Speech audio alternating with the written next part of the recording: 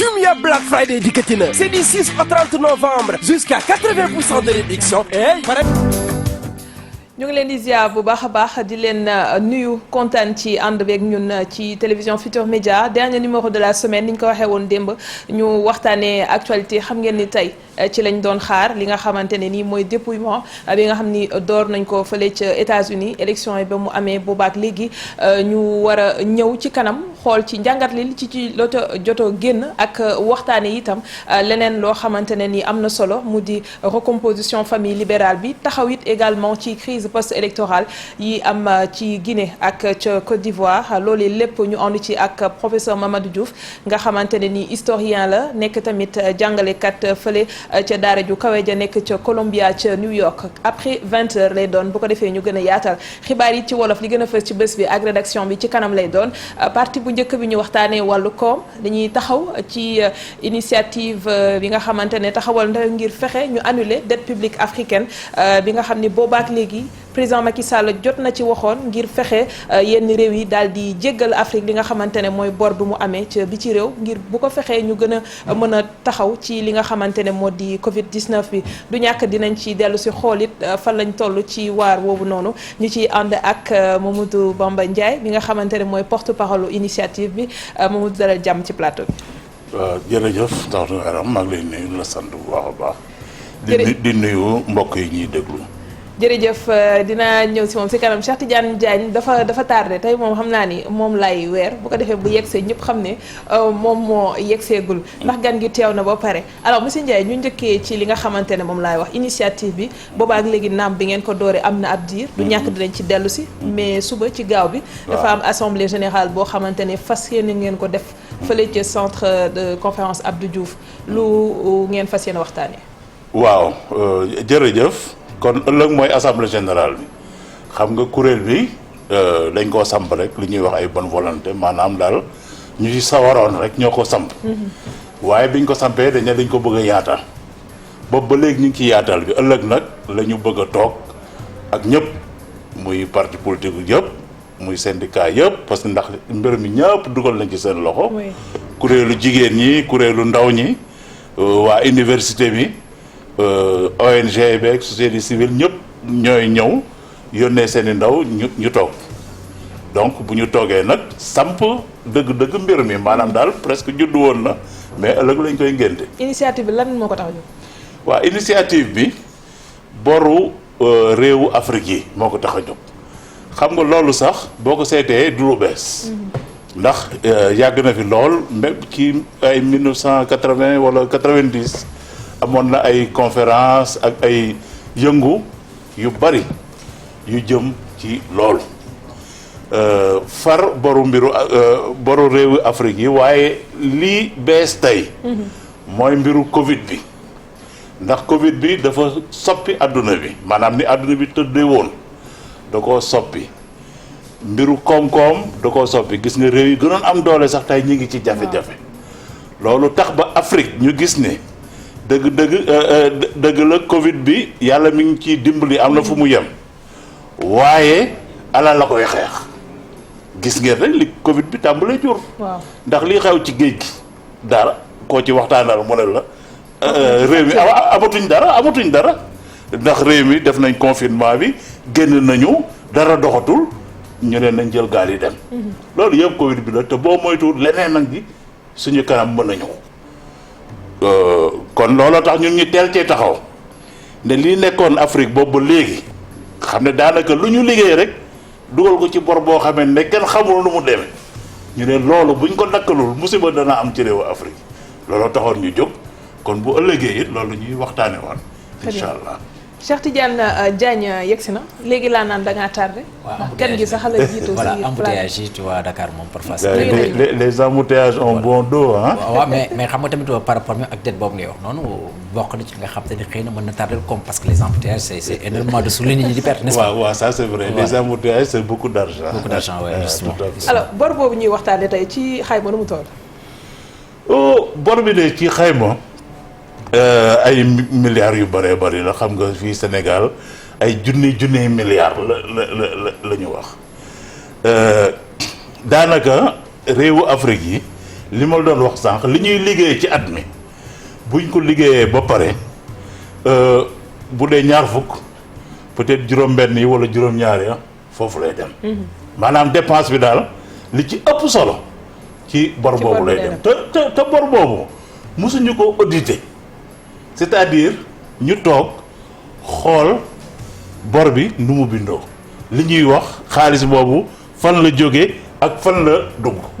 xam nga loolu ñiy wax mbiru bor bi ci Afrique yàgg nañ ko kaas nekk bor bi dañ ko war a auditer pour xam lan la ndax ñi seen xam-xam mat ci wàllu koom-koom ñoom dañ ne gëstu nañu bor bi waaye li ñu gis mooy ne li ñu wax ne moom la ñu leble bañ koy signé loolu fay nañ ko au moins ñetti yoon te ba tey dara wàññeeku ci kon dañuy continuer rek di fay ni suñu temps Senghor ak Abdou Diouf nañ daa fayee Ablaye Wade na muy fayee te tey ñu ngi continuer di fay ba suñu doom yi ak suñu sët yi ñëpp di fay te bor bi du mën a jeex xam nga li laalu ci bor bi daal dafa bari peut-être du ma mën a leeral yëpp waaye daal daanaka li tënk réewu Afrique yi ba lu ñu liggéey pauvreté bi di yokk bor bi bokk na ci li gën a am solo bokk na ci tënk yi gën a am solo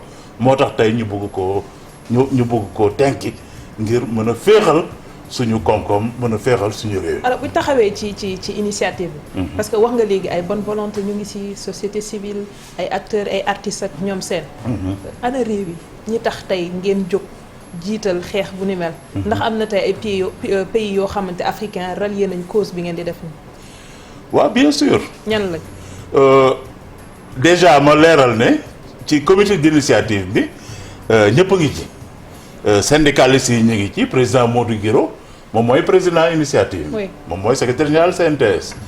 président Youssou Ndour itam président la ñoom ñaar ñooñu nekk les co-présidents de l'initiative. D'accord.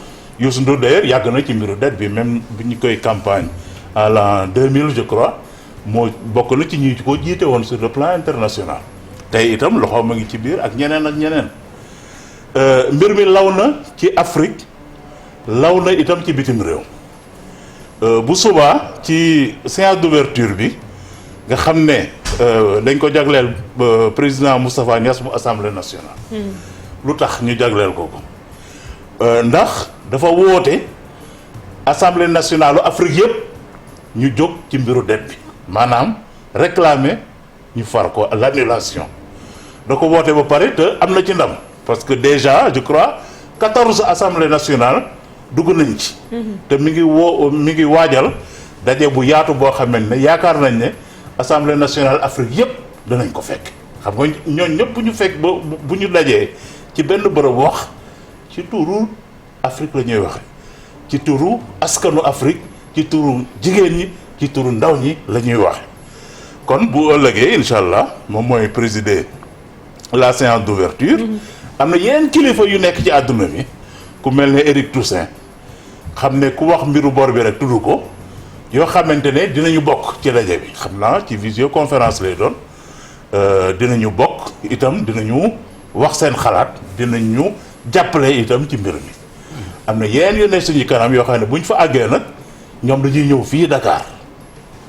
fii Dakar ànd ak kilifa yu bari jóge ci réewu Afrique yëpp mobilisation bu muy laaj yëpp ci réew yi ci war jàpp yëpp.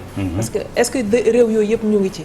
parce que ku mel ni Rwanda doon nañu ko dégg bi nga xamante ne ñu ngi wax ci ñu annuler dette bi ñoom ñu ne liñ ci nar a récupérer jaralu leen ko parce que c'est 0,1% ci seen PIB yeneen i réew tamit am nañu taxawaay boobu. donc xeex boo xamante ne yéen a ngi koy porter pour le continent te am na réew yoo xam ne tey ñoom ñi ngi toog à côté est-ce que du am impact quelque part ci xeex bi. waaw d'accord loolu am na mais li ma la ci mën a wax mooy ne boo seetee CEDEAO jël na mbir mi dee ko am na sax ku ñu désigné. pour mu toppatoo ko boo seetee Union africaine itam président yi nekk Union africaine itam am na ku ñu désigné bu ma juumul sax président Macky Sall la ñu désigné pour mu jël affaire bi en main kon ñoom seen loxoom ci biir te ñi ngi am yaakaar ci ne conférence bi ma la doon wax sànq boo xamante ne dañ ko bëgg a yaatal sur le plan international du ñàkk sax ay président ñëw fekke ko. d'accord ngir gën a yëkkati kàddu gi sur le plan international. alors man li ma bëggoon xam mooy tout à l'heure ba mu déggee ngay lim ay privé nga ci gën a lim ay privé parce que dégg naa nga lim ci Youssou Ndour dégg naa nga lim ci Mody Guiro nga xamante ni il est dans le mouvement syndical. Est-ce que loolu day firndeel ni que aussi que le combat n'est pas totalement porté par les pouvoirs publics nga xamante ni xëy na dette boobu ñoom ñoo ñu ko teg mais bu loolu weesoo aussi peut-être li ma bëggoon xam ci xayma par rapport ak Sénégal. dette bi ci ñaata la toll Afrique yëpp tamit ci xayma dette bi ci ñaata la toll. D'accord. Première question bi mbiru privé bi nga nee privé sax man foogoon naa le patronat nga bëgg a wax le patronat ñu ngi ci biir kuréelu patronat bi yëpp yi fi nekk ku nekk am nga sa délégué bu la toogal boo xamee ne mi ngi ñëw di bokk ci réunion yi di ànd ak ñun liggéey bi maintenant état bi maa ngi lay fàttali ne ci départ ba président Macky Sall moo demandé woon annulation de la dette.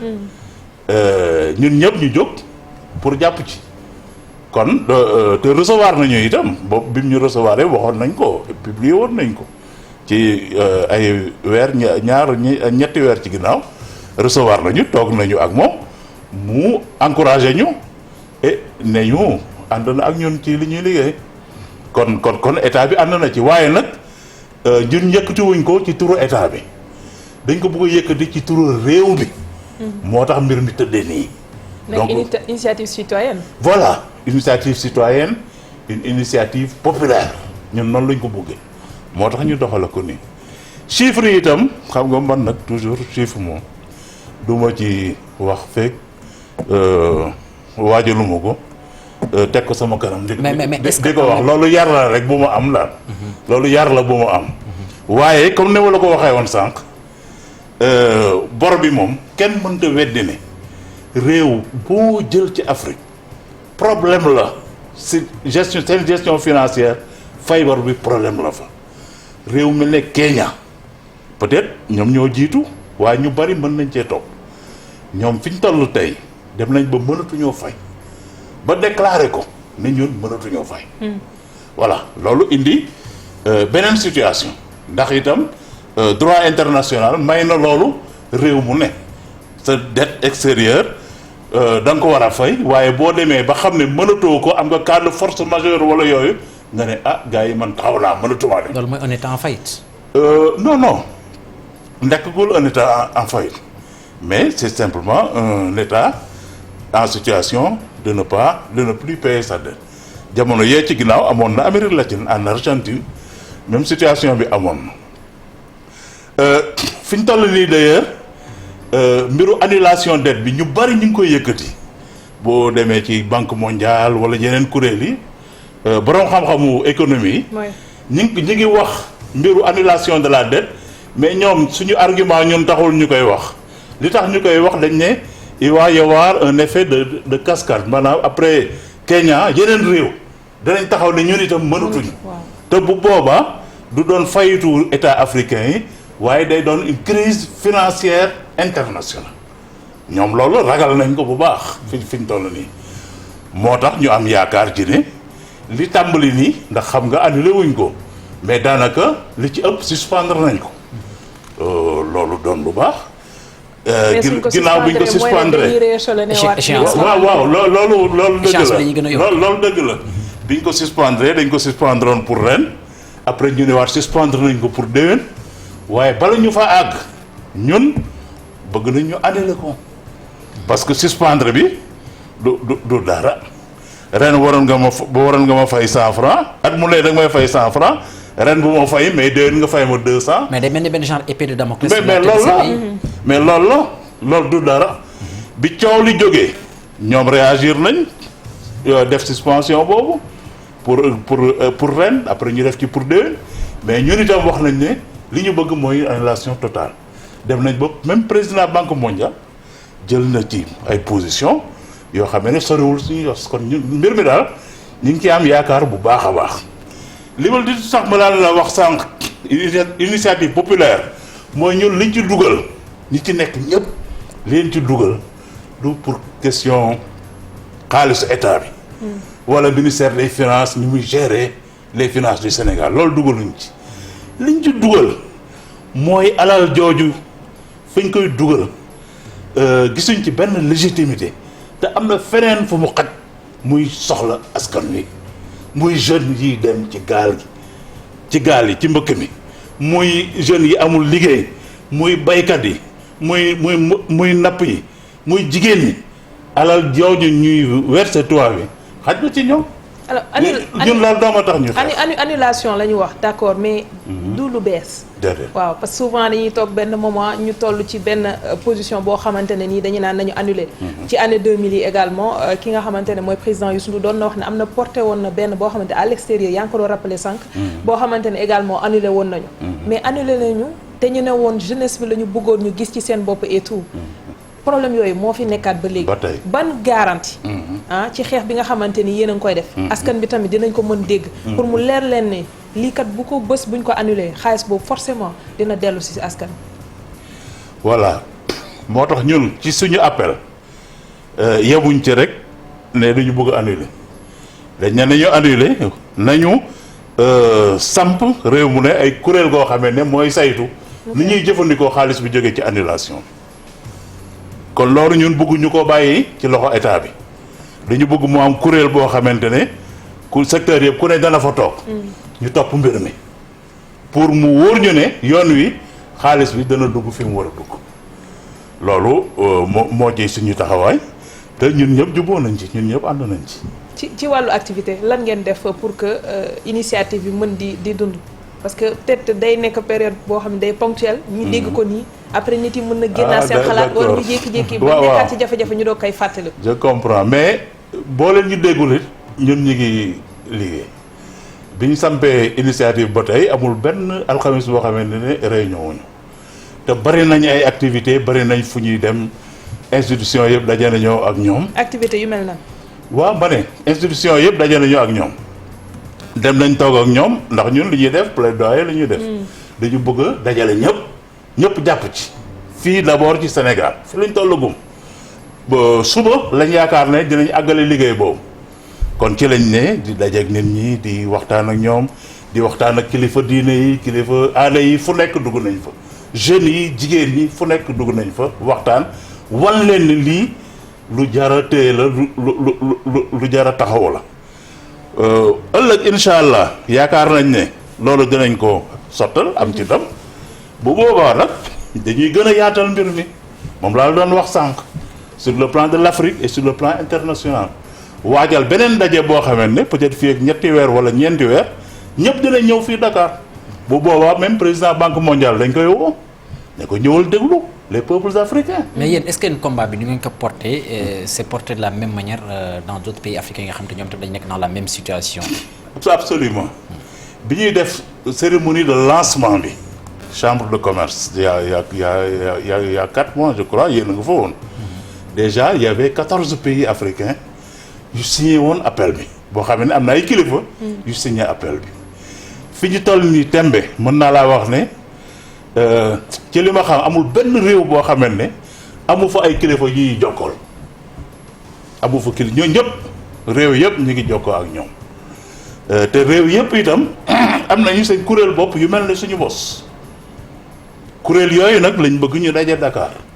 fu ngeen mën a fédérer li nga voilà xam ne moom ngeen koy ñu mën a fédérer loolu yëpp ñi nga xamante ne sur le plan international itam maa ngi lay fàttali ne am na ñetti téeméeri député yu Amérique France Allemagne et cetera yoo xam ne génn nañ benn këyit ñoom itam di wax ne nañu far boru réew yu néew doole yi ñooñ ñëpp lañ bëgg nag ñu daje Dakar bu ñu dajee Dakar ñi nga xamee ne ñoom ñooy les décideurs ñi nekk Banque mondiale wala les grandes puissances comme France wala Amérique wala Chine ñooñ ñëpp itam dañ leen di woo ne leen ñëw leen jàkkaarloo ak les peuples d'Afrique ñu wax leen seen soxla yéen itam ngeen tontu leen ñu xam la leen di wax. mais xanaa loolu war naa mën a yomb d'autant plus que léegi-léegi yaa ngi koy wax qu'il y a certains pays nga xamante ni ñoom véritablement pare nañu pour que ñu éponger dette boobu pour les pays africains donc je pense que loolu war naa mën a yomb d'autant plus que si institutions financières yi ñoom ñoo ca nekk aussi. waaw ñi ngi am yaakaar ñun annulation totale la ñu bëgg buñ ko amee rek jàmm nañ ñooy. mais xeex dafay laaj tamit nga am force bi. di continuer di lii. annulation boobu xamuñu kañ lañ ciy àgg. ndax sax dinañ ko am. waaw souffle boobu noonu ndax mu ngi fi xam ni xeex bii kat yéen a ngi dem waaye. la ci kanam xamuñu combat de longue haleine quoi. waaw mais ñun de loolu li nga wax nii loolu lañ jàpp ne du gaaw du yomb waaye nañ ci nekk ba mu sotti loolu lañ loolu noonu ñi bokk ci IADA ñëpp daal dogu nañ ci loolu bu dee jël 1 an wala 10 ans it ñun am nañ yéene taxaw ni ñu war a taxawee taxawaay bu mat sëkk ba loolu am ndax loolu mooy njariñu askanu buñ ci àggoon ndax day tekki ni kuréel bi dañ koy tas wala da ngeen di toog di xaaraat beneen bor ndax bor moom dina fi amaat. mais ba tey sax si kaw li ngeen di laajte nii. bëgg am ñu annulé dette ba tey les pays africains ñu ngi continuer di endetté wu. contracté waaw. non xam nga réew bu dul endetté wu amul. même nit sax. bu dul réew même un individu. wala une entreprise bu dul endetté wu amul fenn. amul fenn xam nga ñun sax jullit yi digal lu ñu. mais xëy na dayoo yi digal lu ñu leb mais dañuy leb. donc problème bi nekkul foofu. problème bi dafa am benn stock bor boo xamante ne mi ngi fi ay ati at stock boobu kenn xamul liñ fa bind fu mu jógee ak fu mu génne keroog bi ma fi mujjee maa ngi lay fàttali ne bi ñu defee auditu dettu Soudan bi gis nañ ne même ay facture privée maanaam benn soudanais bu demoon ci benn réewu Europe dëkk ci hôtel ba daw bàyyi facture ba mi ngi woon ci dettu ci boru réew. mi ngi woon ci dëkk et c'est un privé moo ko def. et c'est un privé moo ko def. privé moo bàyyi woon bor ba. waaw ñu dugal ko dans la dette de l'État xam nga. mais loolu état war ko mën a nangu. c'est comme si man ma jël. mais foofa lañ ko gisee bi ñu defee audit bi. la ñu gis lu mel noonu. audit bu ñu munti def ci Afrique ak réew bu mu munti doon dinañ fa gis yu mel noonu ak yu ko gën a garaaw donc stock boobu am na li mu jur mooy li ñu liggéey xaalis ci réew mi. 25-30% yi ci fay bor boobu lay jëm kon lu ñu liggéey du ñu développé lu ñu liggéey pauvreté day yokk loolu lañ bëgg a génn mais waxoon ñu ne bu kenn leb ak yooyu loolu beneen débat est-ce que tey am nañu possibilité taxaw nii bor gi duñ ko fay te tey bu ñu amoon bu ñu jëloon cette posture là quelles peuvent être disons les conséquences pour les pays africains. Bon déjà Assemblée nationale Uruguay ñoom interpellé nañ seen gouvernement réew ne ko da ngay ñun ñooy assemblée bi dañ lay woo pour nga déclarer ne bor bi mënatuñ koo fay nga arrêté daal. bañ a fayati. loolu ensuite ñoom jokkoo nañu ak yeneen assemblée Amérique latine yi ñooñu bu ñu dajee ba jël ndogal boobu ku ciy mën dara même Trump sax ci boppam du ci mën dara Afrique bi it buñ ko defoon. kenn mënu ci dara. maanaam bloc régionaux yeeg wala. voilà les organisations. par exemple les chefs d'État de l'Union africaine. donc comme un accord. wala même les assemblées nationales de l'Afrique ñëpp daje. mais au nom des peuples africains nous avons décidé que ku ciy mën dara. dootuñu fayati. da nga foog dañ fi indi bombe atomique. dara dañuy toog waxtaan rek bu jubóo. loolu dong mooy am sànq maa ngi wax ndax bu ngeen di li xeex. ba xeex mi sotti day tekki dangeen koy tas wala dangeen ko fiy bàyyi mu nekk sentinelle. waaw loolu yooyu yëpp mën naa nekk xam naa dañ koy waxtaanee rek bu jotee incha allah. Covid bi nga wax sànq moo gën a suscité li nga xamante ni tey yéen a ngi koy yëkkati comme xeex.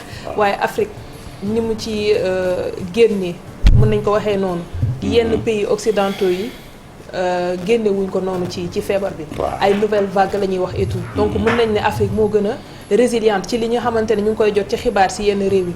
tey jiital lu mel noonu comme argument.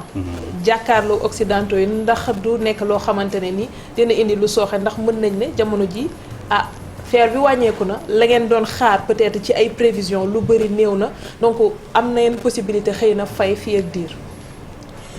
xam nga feebar bi man buñ nee mi ngi wàññeeku yooyu dama naan agum rek. jeexagul ba muy tàmbali ñaata kaa la woon du zéro.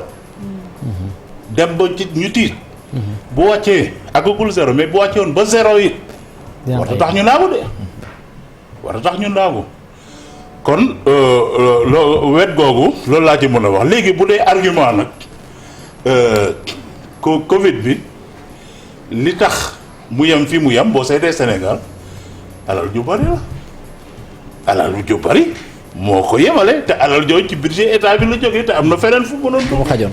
fond force Covid-19 bu nga wax tamit ci audit ci lañ wax di wax naan nañ ko audité. xaalis boobu itam. man jàpp naa ne lépp la ñu war a audité mbiru xaalisu mbooloo dañ ko war a leeral toujours man loolu laa jàpp. jërëjëf Mamadou Bamba Ndiaye. jërëjëf dinañ di Mamadou Bamba Ndiaye xam naa sa turandoo lay doon bu ko defee ñu wéyalaat li ñu doon waxtaanee sànq mu di IADA liggéey bi door na. sànq wax nga ne da nga ko bëgg a def initiative populaire. tey ku bëggoon rallier ci cause bi jàpp ci xeex bi nu muy def.